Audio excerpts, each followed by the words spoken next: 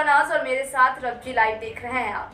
बाला साहेब ठाकरे भले ही आज इस दुनिया में नहीं है, लेकिन महाराष्ट्र में आज भी उनके नाम की तूती बोलती है।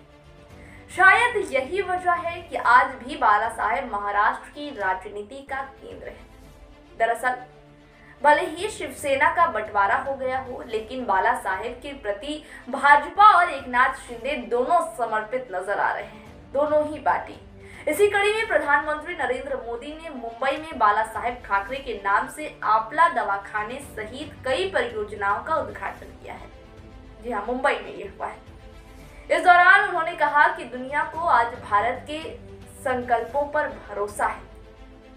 मोदी ने कहा कि दुनिया में भारत के प्रति इतनी पॉजिटिविटी इसलिए है क्योंकि भारत अपने सामर्थ्य का बहुत ही अच्छे तरीके से सदुपयोग कर रहा है।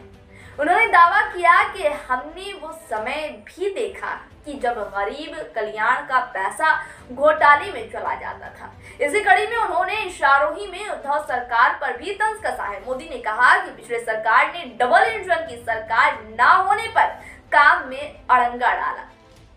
उन्होंने कहा कि साल 2014 तक मुंबई में मेट्रो केवल 10 से 11 किमी तक चलती थी, लेकिन डबल इंजन की सरकार आते ही तेजी से विस्तार हुआ है। मोदी ने कहा कि मुंबई के लिए बेहद जरूरी है कि मेट्रो हो, छत्रपति शिवाजी टर्मिनस के आधुनिकीकरण का काम हो, सड़कों में सुधार का बहुत बड़ा प्रोजेक्ट हो और बाला साहेब ठाकरे के नाम से 20 आपला दवाखाने की शुरुआत हो।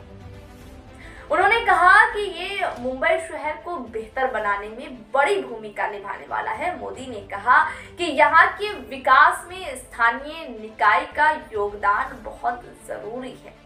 उन्होंने कहा कि बजट की कोई कमी नहीं है, सिर्फ वो विकास के लिए लगना चाहिए।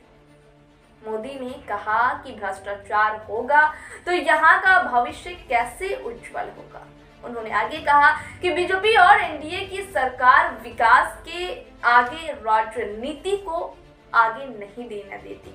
मोदी ने कहा कि हम विकास पर ब्रेक नहीं लगाते हैं, बल्कि उसे और रफ्तार देते हैं। उन्होंने साथ ही ये दावा भी किया है कि मुंबई का कायाकल्प होने जा रहा है।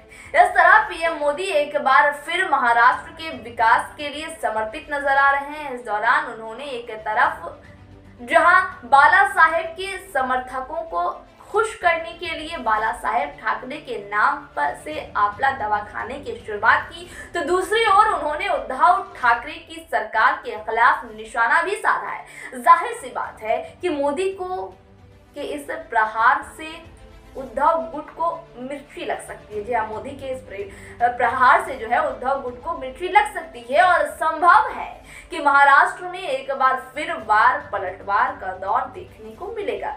जो भी होगा खबर तो आप तक जरूर पहुंचेगी। उसके लिए हमारे चैनल को सब्सक्राइब करें, बेल आइकन दबाना ना भूलें। खबरें अच्छी लगती हो तो लाइक भी करें और अपनी राय हमारे कमेंट्स बॉक्स में जरूर दें, ये सबसे जरूरी है।